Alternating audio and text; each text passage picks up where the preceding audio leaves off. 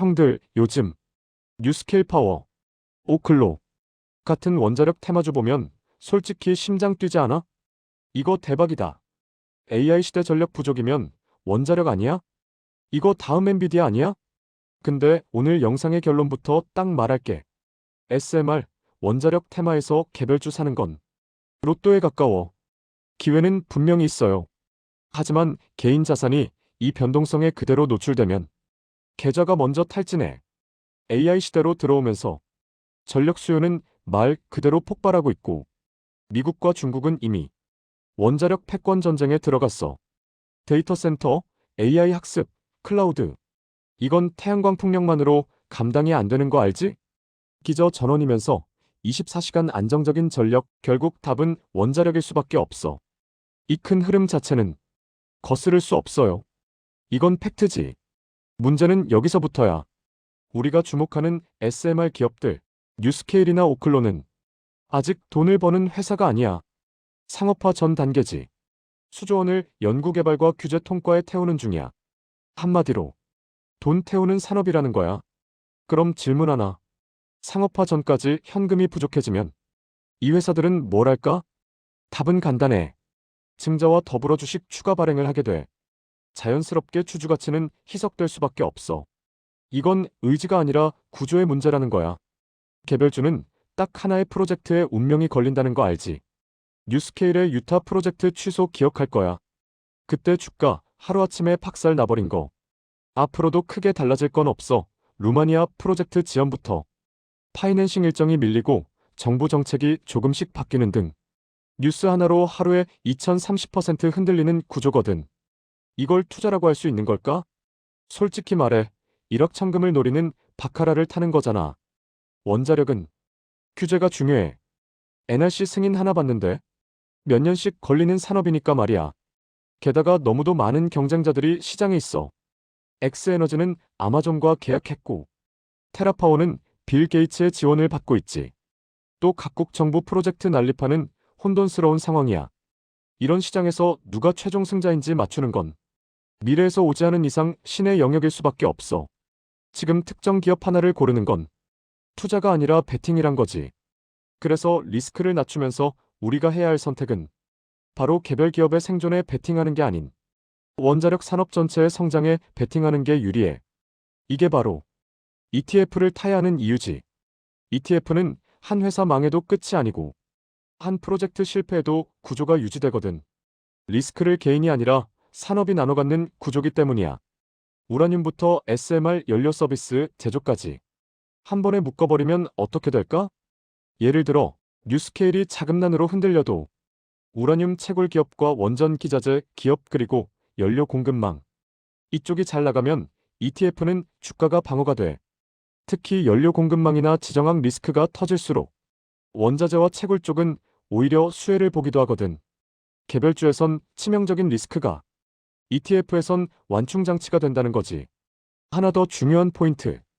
SMR이 아무리 많이 지어져도 전기는 그냥 하늘에서 떨어지지 않아.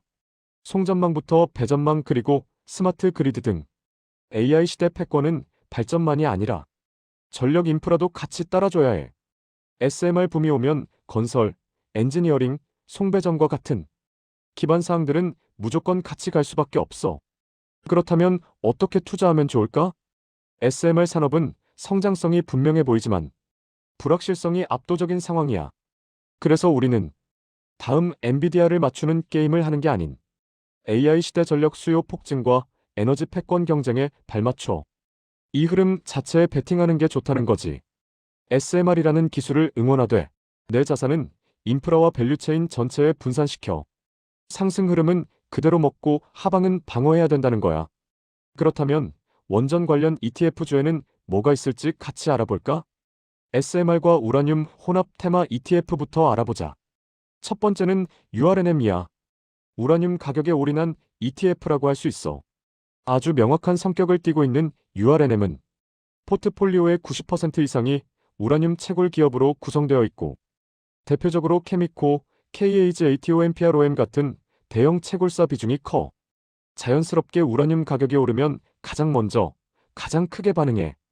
더 나아가 SMR이 늘어날수록 연료 수요가 늘면서 채굴 기업 가치 상승할 수밖에 없지. 러시아와 연료 공급의 지정학 리스크로 인해 공급 쇼크가 예상되는 시점에서 투자해보기 좋은 ETF야.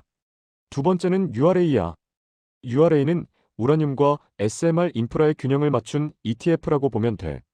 포트폴리오의 우라늄 채굴 약 60% 정도 차지하고 있고, 원자력 기술 장비 운영 기업 약 40%를 차지하고 있거든.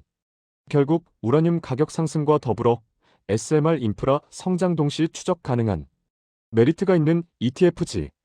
정책과 제도권 수혜 기업이 포함되어 있는 만큼 원전 테마주의, 변동성을 완화시키면서 장기적으로는 SMR이라는 테마 산업 전반을 사는 거라고 보면 돼. 세 번째, NLR이야. 원자력 ETF 중에서 가장 보수적인 종목이라고 할 수 있는데, NLR은 앞에서 본 ETF와 성향이 달라. 발전소 운영 유틸리티 비중 높거든.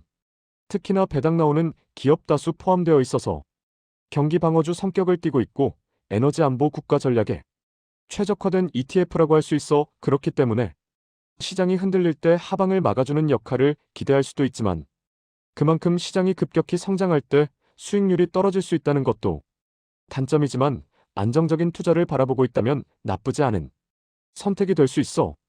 두 번째 카테고리는 원전과 에너지 인프라를 한 번에 묶어둔 ETF를 알아볼까? 첫 번째는 PAV야. 인프라 건설의 정석이라고 볼 수 있는 ETF지. PAV는 건설과 엔지니어링 그리고 장비와 자재 기업 중심으로 포트폴리오가 짜여 있어. 그래서 미국 정부 인프라 정책이 시행됐을 때 직접적인 수혜를 볼 수 있는 종목이면서 SMR, 데이터 센터, 전력 및 설비에 관련한 프로젝트가 시행될 때도 수혜를 누릴 수 있어. 두 번째는 GRID야. AI 시대의 숨은 핵심. GRID는 전력망을 현대화하는 것에 투자하는 ETF야. AI 데이터 센터는 기존 전력망으로는 감당 불가능해. 그래서 여기서 필요한 필수적인 인프라인 스마트 그리드에 관련된 기업들을 포트폴리오에 담고 있어. 즉, SMR에서 나온 전기를 어디로 어떻게 보내느냐에 투자하는 종목인 거지. 세 번째는 XLU야. XLU는 전통적인 유틸리티 ETF야. 경기 방어력 최강이면서 안정적인 현금 흐름을 배당을 통해 받을 수 있어. 심지어 최근엔 AI 전력 수요라는 성장 옵션까지 추가된 상태야.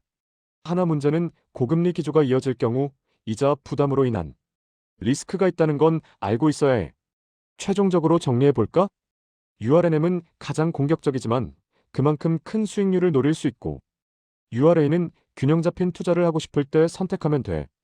NLR은 방어형으로 장기 투자를 하면서 큰 변동성과 흔들림에 노출되고 싶지 않다면 괜찮은 ETF야. PAV와 GRID는 AI, SMR 인프라 수혜를 겨냥한 ETF인 거지. XLU은 경기 방어와 더불어 전력 수요 성장 옵션을 누리고 싶다면 투자해볼 만하지만, 고금리가 지속될 것 같을 때는 지양해야 해. 수많은 종목들 속에 템버거를 노리기보다는 안정적으로 AI 시대 전력 수요 폭증이라는 구조의 탑승에 수익을 보러 가볼까? 오늘 내용은 여기까지야. 궁금한 내용이 있거나 차트 분석이 궁금한 종목이 있다면 언제든지 댓글 남겨줘.